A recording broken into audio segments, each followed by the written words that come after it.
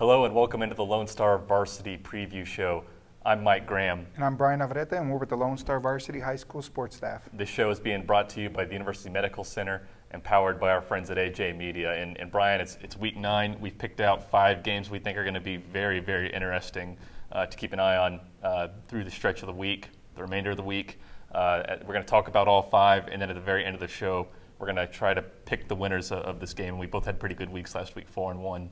Yeah, it's kind of hard to believe that we're sitting in week 9 already. It feels like the season just started last week. It really does. And yeah, this is what I would call Separation Friday for a lot of districts. A lot of these games have very significant district impacts for at least one of the teams. And we'll start off with, I think, probably the biggest game of the week, which is Coronado at Lubbock Cooper. Coronado comes into this game unbeaten, 7-0 and 2-0 into the district.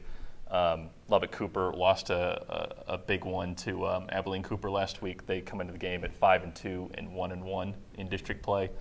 There are 4 teams in this district that are 1-1, so it's kind of important to dig yourself out of this hole because some of the 1-1 teams are going to do that this week. Yeah, like you said, it's going to be a bit of a turnaround Friday where you have to win this one if you want to kind of get into the playoffs or at least be in a good position to do so.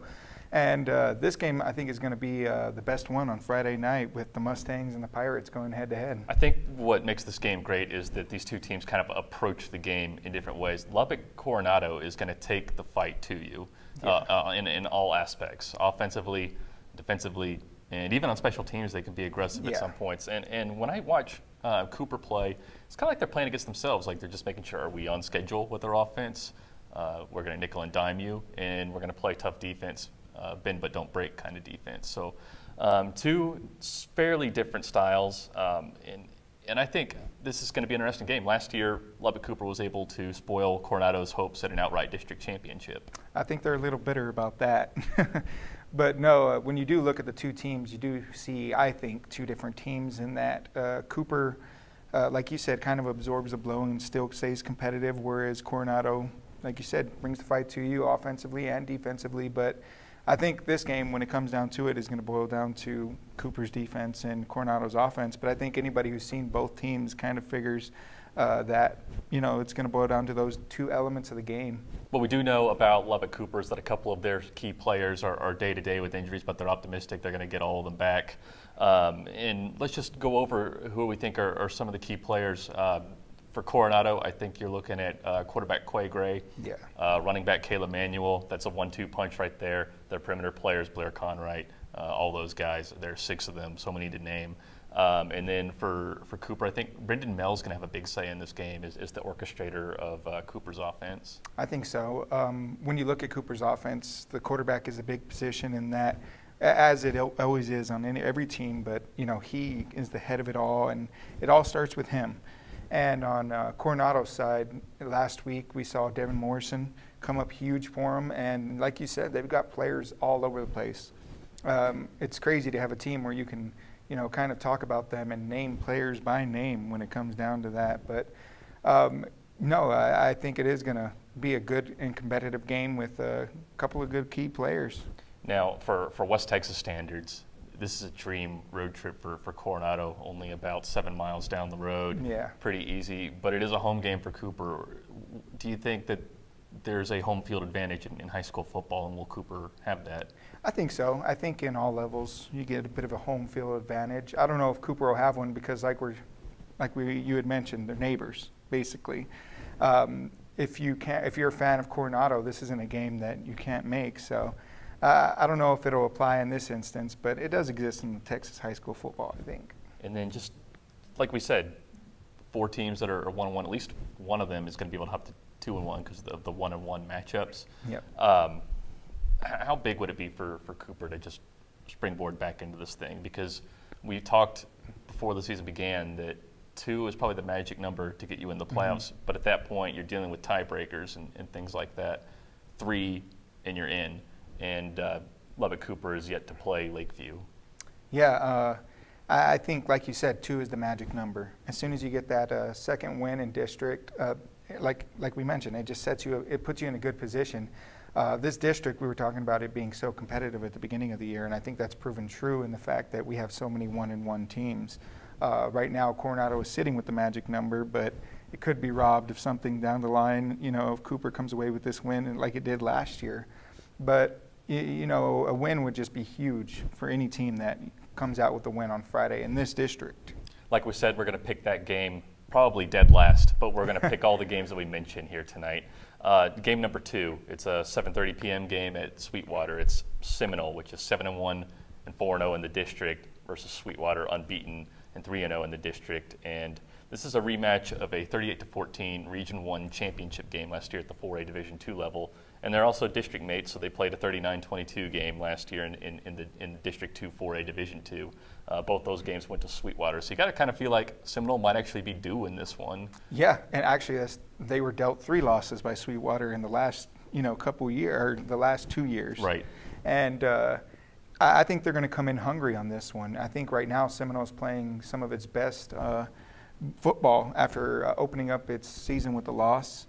In speaking with some of the reporters out there, they had mentioned Seminole they didn't get a second scrimmage.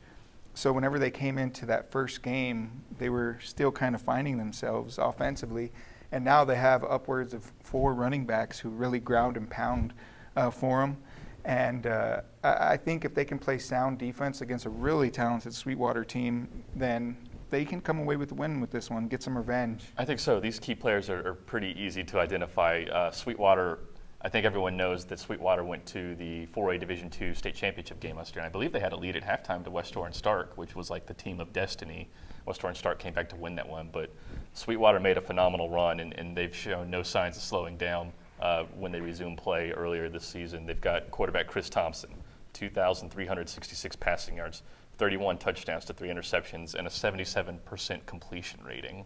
That's some pretty big numbers, especially by the time we hit week 9. These are some numbers that we saw last year, but it's very rare for most teams to be sitting there with that much yardage. Now here's a bad dude at receiver, but also I feel like just because of his numbers, you kind of know what to watch out for in this game, and that's receiver Kobe Clark, 1,187 yards on 52 catches with 21 touchdowns. So you kind of know where they're going to try to route the ball. And if you take away him, you've virtually taken away half their passing game, which is well more than 75% of their total offense. Yeah, but this is still Sweetwater in that they have a lot of athletes that could step up on the night. Definitely focus on him, but I wouldn't put all of my attention on him and try to just take away their pass game. Honestly, maybe getting a pass rush could help them out in this situation with a quarterback with those kind of numbers. And I think Seminole offensively can get some progress going. They're not throwing the ball as much as they did last year, but like we said, they have tons of running backs that are coming out of the backfield, which includes Army linebacker. Yes. Army linebacker commitment, Cade Barnard. Cade Barnard. And that was going to be my next point. I mean, for as good and productive as Chris Thompson and Kobe Davis are for Sweetwater, the more known quantities, as far as like on a state level, sit with Seminole. Barnard, committed to Army, and Texas offensive tackle commitment Reese Moore, who plays tight end on the high school level. Yeah, and he also plays defensive end. He's a big body, and he might be able to disrupt some things, take away what Sweetwater's able to do. I think at the end of the day, Seminole might end up coming away with this one just because of, that they wanted that win. For the last 2 games that they've had with them, they've ended up losing them. And it's an interesting district matchup when you look at the playoffs even from last year. Before we hop off this game, let's just talk about the offensive scheme that Sweetwater is going to throw at them. They spread everyone wide. Wideouts sit almost on the sideline when the play begins. So they're trying to spread everyone out.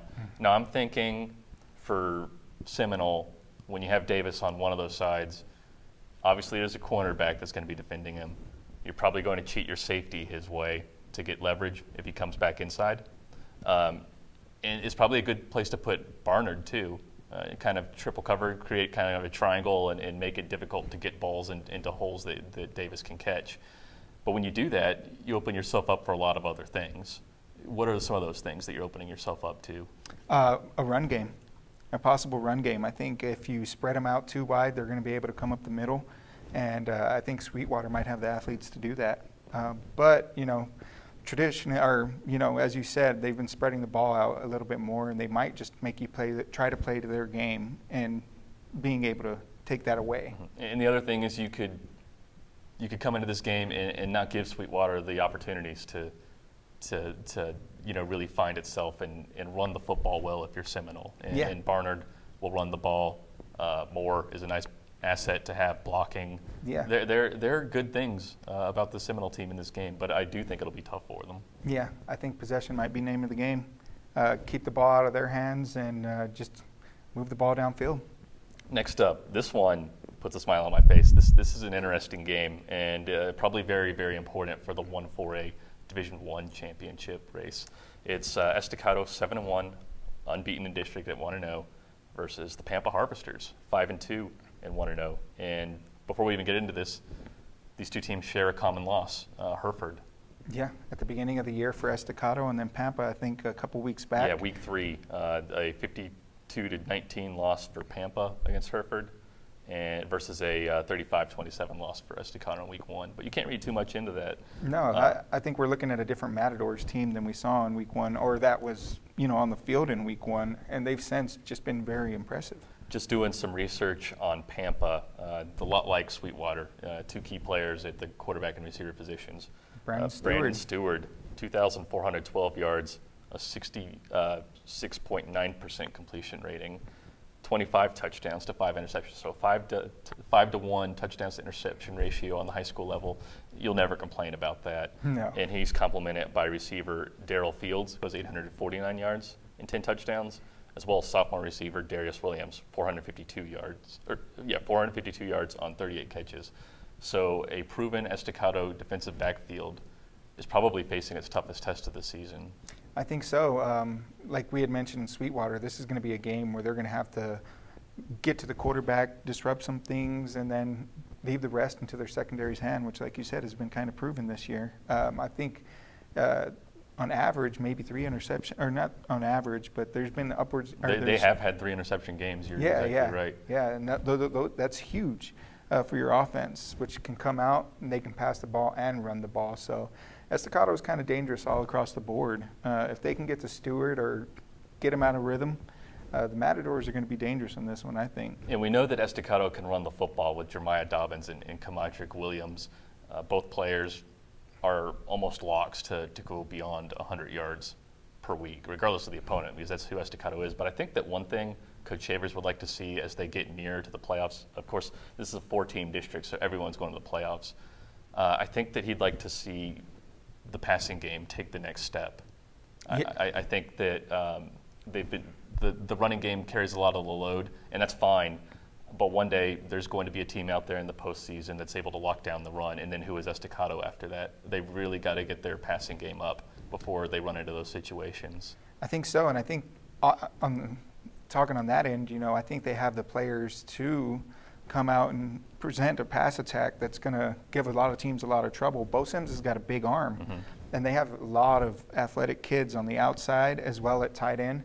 And on any play, I really think that they could air it out. It's just they haven't gotten to the point where they've had to do so because of their running backs. But we'll see how they do in this one. Maybe they'll kind of display a little bit more of a pass game. But like you said, with those 2 backs in the backfield and kind of proven that they can lead the offense. Absolutely. Perimeter player, wide out, Ashton Williams got hurt in the shallow water game a couple of weeks ago as he made his 4th catch for his 100th yard. It was a really nice performance. He had a brace on his knee last week, didn't play, but they're optimistic that he'll be back at some point, listed as day-to-day officially. Yeah, there's players across the board for them that are very athletic, like we said. Ashton Williams, when he comes back, it'll just add that much more to what they're able to bring to the field. But in this one, I think Estacado's defensive line is going to be a key factor in coming out with another win in this district for them. Definitely. Putting pressure on the quarterback is always the best thing you could possibly do, other than picking off the ball, which I'm sure Estacado aims out to do. They can do both. And just going with what we've done on the other games, Estacado won this game last year 42-34. Yeah. Put up some big numbers too. Now this is your game, and I think it's a very intriguing one, especially when we talk about it being Separation Friday. because Hale Center is in jeopardy of being left behind by the rest of the pack. This is a Hale Center team that came into District 2, 2A Division I unbeaten, along with 4 other teams. They've since dropped their first 2 district games, and now they're visiting New Deal, which was one of those 4 unbeaten teams, and it remains unbeaten, 7-0, 2-0.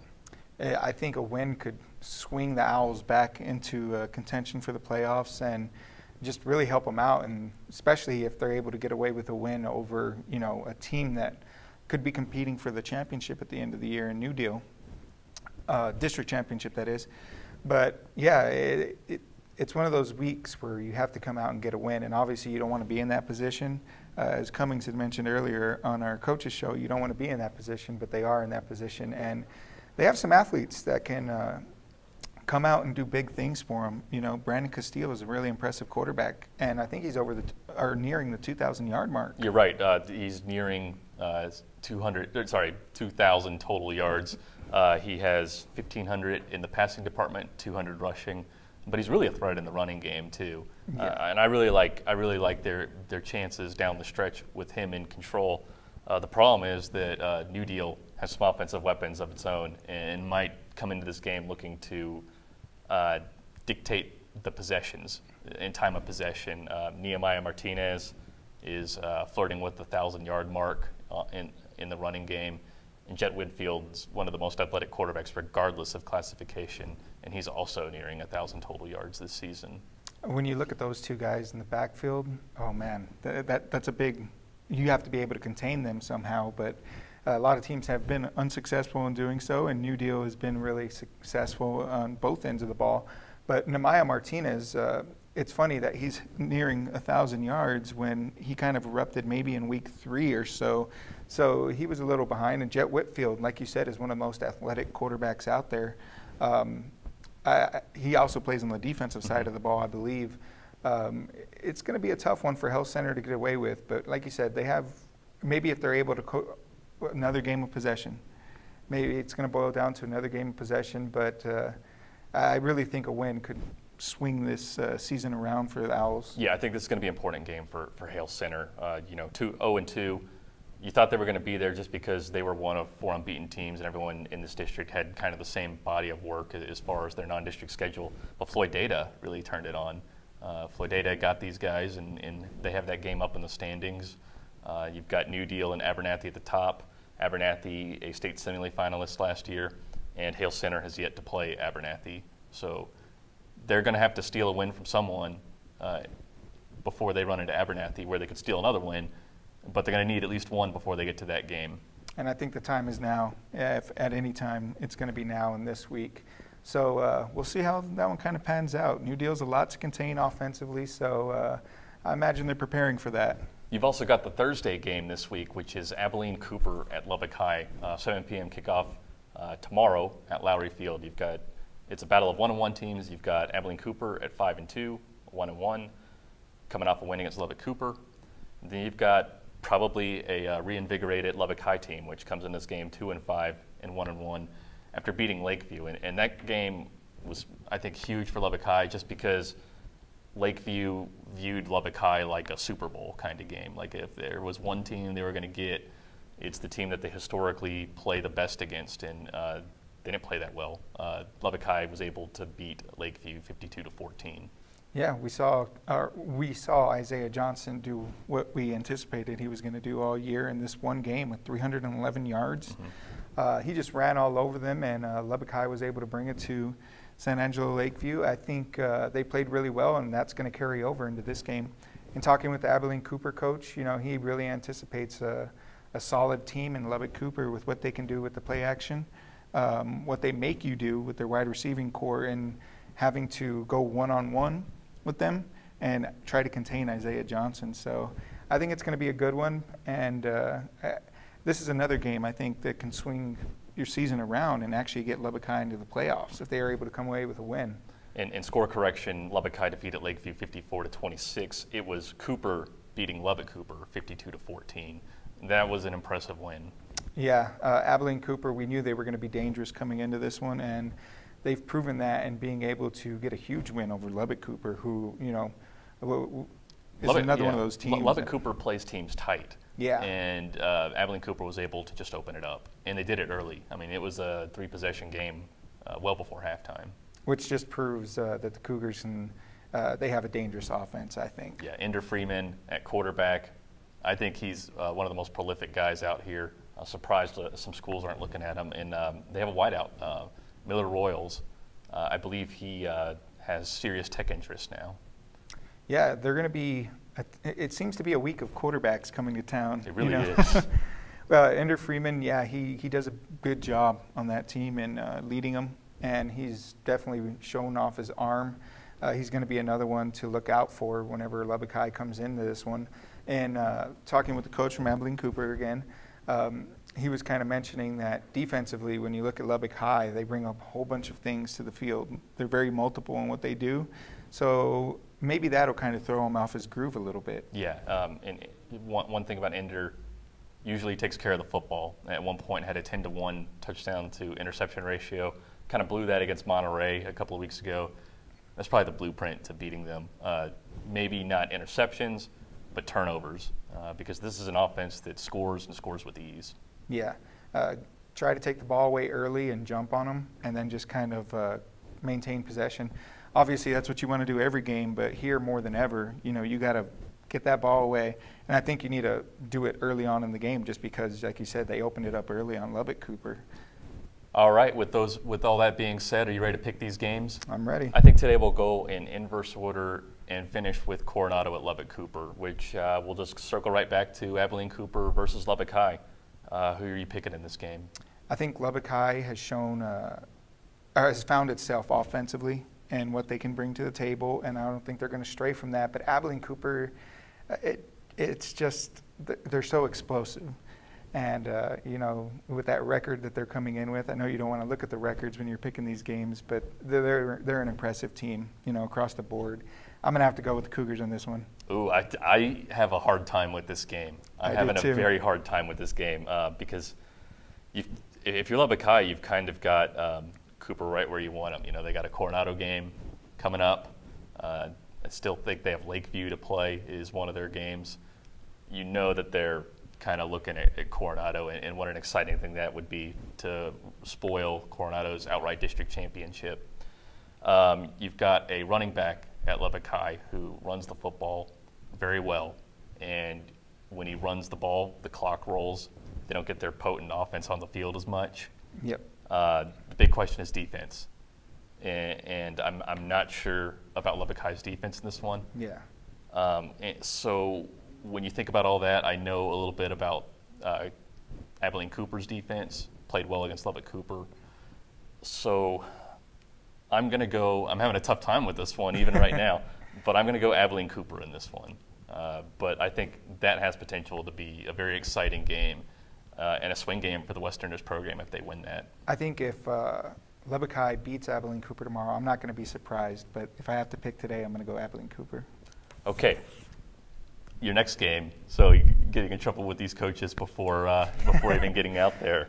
All right, Hale Center, 5-2, 0-2 at unbeaten New Deal, 7-0, 2-0. This is another game where if I come into the office on Friday night and it's not the way that I predicted, I wouldn't be surprised. But I think New Deal is really impressive right now, and they've historically, or in the last couple of years, have been impressive. And I think they're going to be up there competing for the district championship. So I'm going to have to go with the Lions on this one. Yeah, I'm going New Deal too. I really like Jet Whitfield, Nehemiah Martinez, the receiver DK Coleman he looks like a 6A player playing 2A, 6'4", about 200 pounds at the cornerback and receiver spots.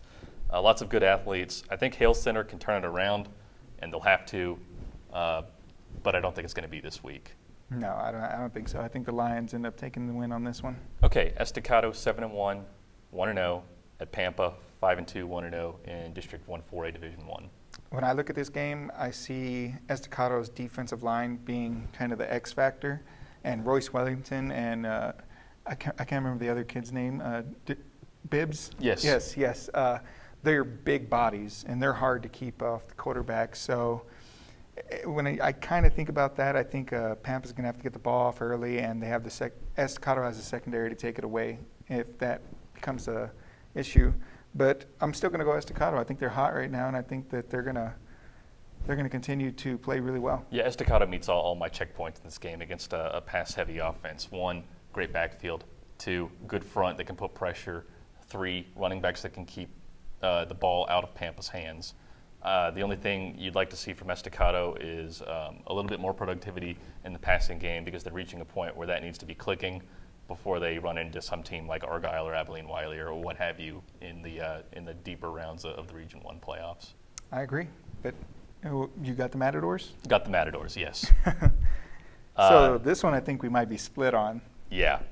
Seminole, 7-1, 4-0 at Sweetwater, 7-0, 3-0 in District 2 4A Division 2, rematch of last year's Region 1 championship game.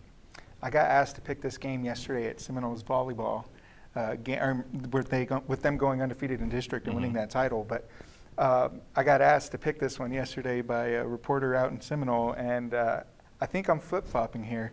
I said Sweetwater last night, but I think the Indians are due after kind of sleeping on it a little bit. So I'm going to go with Seminole in this one. There's a lot of film on these two teams, and it's relevant film because a lot of the key players from last year's team are still around. What is it really about the Indians that you like over a team that went to the state championship game last year? I think in week 1 they struggled, and after finding themselves offensively and with that win over Monahans that they had, it just it built confidence in me that Seminole is going to make a deep run again. And yeah, that's pretty much it. I mean, I think the Indians are doing this one, and I think they've seen them enough to be prepared. You're right. We're going to split on this one. I'm going to go with Sweetwater. I think that Chris Thompson, it's a crying shame that no school has come to get him. I know he's a little bit undersized, but his productivity speaks for himself. I think he's going to make a really nice college quarterback for someone. You could say the same thing about Kobe Davis at receiver. I mean, it's just an explosive offense. They're very tough on defense. I think that the only team in the state that by the end of the year that could beat them was West Torrance Stark, the team of destiny. And I'm going to go Sweetwater in this one. Now, there's a caveat in this. What if these two teams, knowing that they're going to make playoff runs, don't really show everything that's in their arsenal against each other in this first one, just in case they circle back and do exactly what they did last year and play each other in the Region 1 championship game, or maybe the regional semifinal round, because that's a possibility too, just depending on where they finish. I think it would be an interesting take on the game in that, you know, you don't want to show your hands too early because you know that you might see the other down the line. But I think in this one, they're both going to come out just and play hard ball. So I still got the Indians, though, at the end of the day. Yeah, best football game if you want to take a road trip for sure, going down to Sweetwater. Okay, the big one, Coronado, 7-0, 2-0 in District 4-5A at Lubbock Cooper, 5-2, 1-1. I'm always going to be complimentary of Lubbock Cooper's defense, but I think Abilene Cooper kind of does some of the same things that Coronado does. And if Coronado comes out and, you know, gets on them early, then Lubbock Cooper's going to struggle a little bit in stalling that offense. At the end of the day, though, I think the Mustangs are going to be able to do so. And I'm going to go with Coronado in this one. Yeah, I think for Cooper, a lot depends on who's going to be available for this game and who's not. But I really like Cooper in their balanced offense and able to say, well, you're trying to get us into a frame of mind where we have to play fast, and we're not going to do that. You know, let's say they're down 7. You know, we're not going to just fire right back at you. We're going to do what we always do. We're not going to panic. I think that Lubbock Cooper is one of the best teams at not panicking when facing adversity. Very tough defense, makes it very hard for teams to pull away. I feel like Abilene Cooper's game last week was an aberration. But with all that said, we know what weapons Coronado is bringing into this game. Tough on offense, maybe tougher on defense. And when you think about all that, I think I have to go Coronado in this game, but would not be surprised in the least bit if Cooper came out with a win in this game. Yeah, I think some of these games we picked, at the end of the day, I wouldn't be surprised if it goes the other way. And with that, we're done. We really appreciate everyone coming in to hang out with us tonight. Please check out our previews, which will start popping up tonight and will continue on through tomorrow afternoon on LoneStarVarsity.com. We had a really good coaches show with New Deal's Matt Hale, kind of some synergy there. Just want to thank our sponsor, the University Medical Center, and our guys at AJ Media for putting this on for us. Thank you very much and have a great night.